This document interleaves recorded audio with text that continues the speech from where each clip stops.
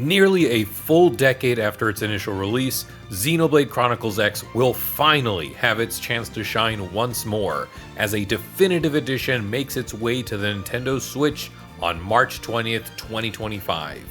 Hey everyone, it's Yggdrasiel, and today I am so excited to be able to discuss with you all the announcement of and trailer for Xenoblade Chronicles X Definitive Edition. With over 200 hours of the game played on my own WiiU, I can't wait to get back to Planet Mira in modern glory.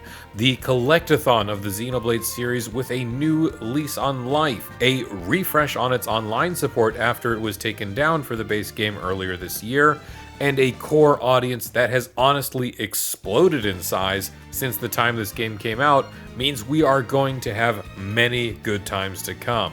Be you a returning member of Blade or a brand new initiate, I welcome you as we go in depth on my immediate thoughts regarding this trailer, deep diving into some parts of its composition while discussing features we both can expect, as well as a few things that won't. Now, while this trailer has the same composition as the previous trailers of the game on the Wii U, there are some very notable changes and observations, as well as a small clip at the end with vast implications for what's coming our way.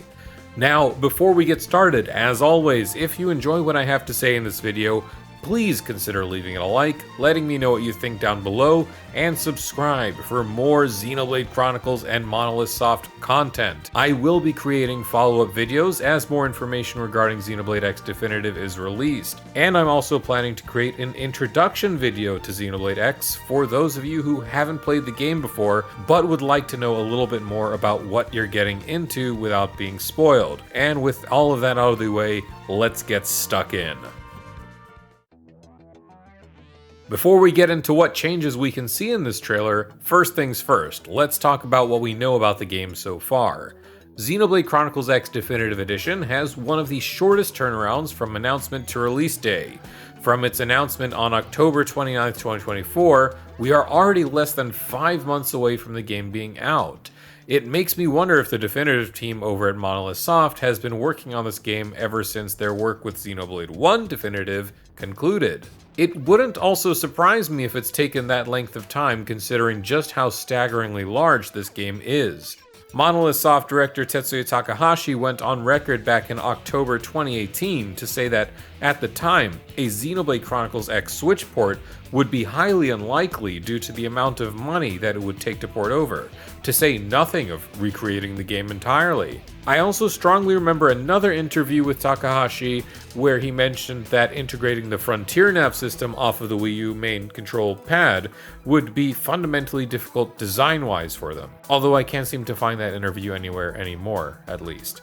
If you do find it, please let me know. Since then, however, 6 years of hard work, a growing and seasoned employee count, steadfast support from Nintendo, and a brand new R&D team created just last year and more have all led to this moment of triumph where a beloved game that was fundamentally squeezed dry earlier this year with the end of Wii U and DS Online support has a brand new lease on life with a much wider audience keeping their eyes peeled. I am intensely curious to see just how Frontier Nav and other Wii U gamepad features will be incorporated into this game. To be honest, I almost would dread to see more tabs in the main menu unless there is some form of shortcut feature similar to Xenoblade 3, but I digress. The game will launch at $60 physically and digitally for all regions at the same time, and will take up approximately 15 gigs of space as compared to the 22.7 gigs on the Wii U. Now, I expect this game to run far more smoothly than its predecessor, especially when we remember that you had to download data packs to have the game perform decently enough in the first place back then.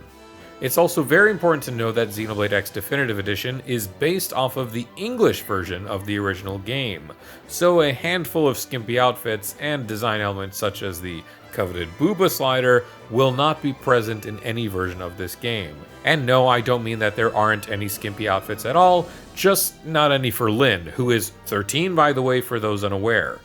The choice to have this game also use the English version of the game also has me curious to see if any naming choices will be adjusted as well. perhaps as necessary for retconning. We already know from the game's marketing that they have kept the name of the mechs we use as skells instead of dolls, probably just because, there's so many characters that say it in cutscenes anyway. But I am curious if they happen to change the meaning behind the acronym BLADE. In the English version of the game, BLADE stands for Builders of a Legacy After the Destruction of Earth.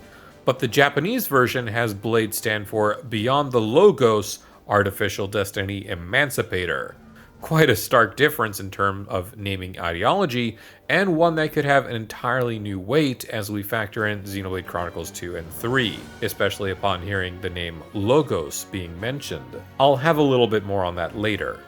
But what I do expect to see, however, is the return of all DLC characters and their associated quests as baseline within the game. That leaves the game wide open and ripe for DLC opportunities that we'll just have to keep a lookout for. That is, unless we're considering the new story content to be all that's new. Now, as for my personal hopes, I'm hoping for a revamped and more streamlined menu, larger font sizes so I'm not hunching over every few seconds, a better follow ball aka navigation system, improvements to sound quality, greater variety in setting options, and my largest hope is for an in-depth theater mode. That one might be a little tricky just due to the level of character cosmetic customization within this game, but I have no doubt they could pull it off and get it right, considering they've been able to do so with their recent entries. There's also the fact that with this game releasing in March of next year, will we also get to see a Switch 2 version of this game? Nintendo has announced that the Switch 2 will be revealed sometime before the year is over, and I can quite easily assume that Monolith Soft has had developer kits on hand for quite some time. All that's to say, I wouldn't be surprised if they revealed Xenoblade Chronicles X Definitive to be a cross-gen title, or at the very least have some very impressive cross-gen capabilities as compared to the rest of the Xenoblade games. I'm also very curious to see if Nintendo will release a collector's edition bundle or even an Elma amiibo figure, or perhaps a coveted Tatsu figure. I already have this special edition of the original game, and I'd be more than happy to have a new edition and some goodies sitting on my Xeno shelf right along with it. Alright, that's enough of the preamble. Let's dive into the details of the trailer itself. As I mentioned earlier, the new trailer starts going exactly frame for frame as compared to the original trailers of the Wii U, but it's very obvious just how far Monolith Soft has come along over the years, going with the same signature style for the models as they have been for the rest of the mainline series since Xenoblade Chronicles 2 and up. Characters that show up on screen like Cross, our customizable main protagonist, Elma, Lyn, and Lao all appear and look fantastic. I'm personally much happier with the design changes being made here, foregoing the strange choices like with the eyes and the lips for the tried and true presentations that the current models in other Xenoblade games have. While Cross doesn't have much going for them considering they're just in their base model, and Lao doesn't seem to have much going on for him either, we can point out a handful of subtle changes with the rest of the presented cast. Elma's hair is a slight bit more ruffled out, and honestly, Lyn is the one that takes the cake for me. She looks much better as compared to her almost scary-looking, huge-eyed babyface Wii U version, and that has me excited for other characters that looked a little out of place like Celica. Those of you with an eye for detail may also have noticed that one of Lyn's signature Monado hairpins is also missing, as she only has her right one in place. Now, if those hairpins had been entirely removed, I'd have my retcon pitchfork out in full force, but unlike the missing key around Alvis's neck that was replaced by their core crystal in Definitive Edition of Xenoblade 1, the fact is the Monado hairpin remains, and thus I'm left to wonder if they simply made this change to tone down the design for whatever reason. For all we know, she might have given one to Tatsu, but who really knows? As we continue to see throughout the entirety of the trailer, better contrast, color saturation, and edge sharpness are all clearly present, which is all going to be lent beautifully to the vibrance of zones that Planet Mira has to offer, especially when we compare to the almost dulled tones that is presented by the game on Wii U. From the lush plains of Primordia to the exotic foliage of Noctilum, the airy sands of Oblivia, and much, much more, I absolutely cannot wait to explore Planet Mira, whether it be on foot or cruising by land or sky in a Skell. And just as we are about to wrap up, the screen fades to black, and just about every past X enjoyer like myself absolutely had to have freaked out when we see Lao on the beach and a mysterious hooded figure looming over him. Although it may not appear as much for those not in the know, this is deep spoiler territory, and as such I am going to be treating things very cautiously. Let's just say that in the original game, we never really got to see who this individual, dubbed the Black Knight, was, or even what they sounded like. I've heard some people say it could be Ray Chase, who voices another character in the game, while others think it could be a subdued and calm impression of David Mencken, aka the voice of Malos.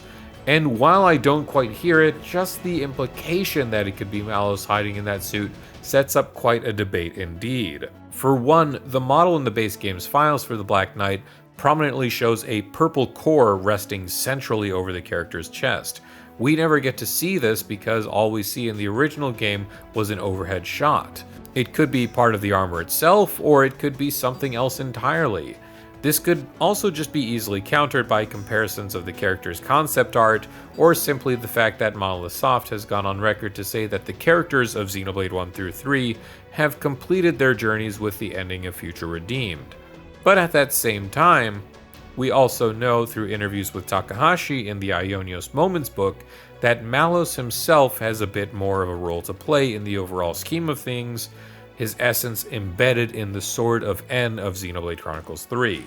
So really, who knows what kind of rabbit hole that argument can lead into. But again, Malos, Logos, beyond the Logos, I know it's a stretch, but my mind just keeps going back there. Now, I myself have a strong hunch that this figure could actually be Elma's missing partner, a valiant hero referenced much throughout the game as a warrior that valiantly defended the White Whale as it was attacked prior to crash landing on planet Mira, sacrificing themselves and ejecting their skell into space with them inside, along with the enemy to prevent further casualties. This hero character is known to have a lot of connections to other established characters like Elma and Yelv, so it wouldn't surprise me to see if they were also familiar with Lao as well. We will just have to wait and see, but in any case, I think it's fair to say that this will be one mystery that is finally going to be solved now that Xenoblade Chronicles X has a new lease on life. Could we see new additional story chapters, a new epilogue story mode similar to Future Connected where we venture to some uncharted region after the events of the Lifehold? I eagerly cannot wait to find out, and I hope that you all do as well, but that is where we will be calling this video for today.